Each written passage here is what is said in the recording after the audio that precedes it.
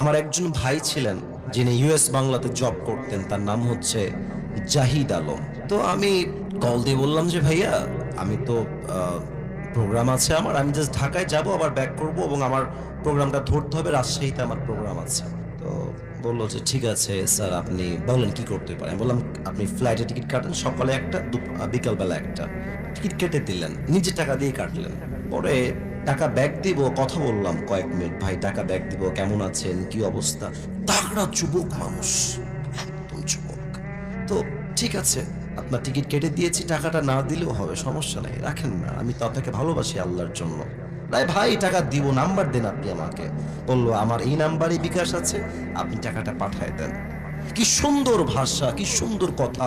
এয়ারপোর্টে গেলে ভিআইপি জায়গাতে বসাবে, আমাকে একদম প্লেন পর্যন্ত উঠায় দিয়ে আসে যতবার চাই।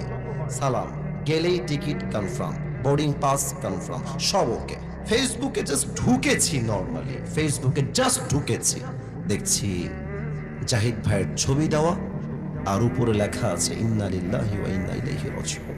ছবিটা দেখে আমার কলিজায় আঘাত লাগে।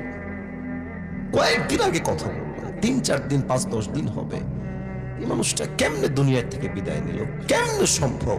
পরে পোস্ট পড়লাম, দেখলাম তামুরের যে রাস্তা আছে, বাইক নিয়ে আসছিল, একটা ট্রলি এসে বা কোনো একটা গাড়ি এসে মেরে দিয়েছে। বাইক থেকে পড়ে একটা চোটে, একটা আঘাতে জায়গায় শেষ হয়ে গেছে। এটাই দুনিয়া, একটা মুহূর্তের কোনো গ্যারান্টি নাই।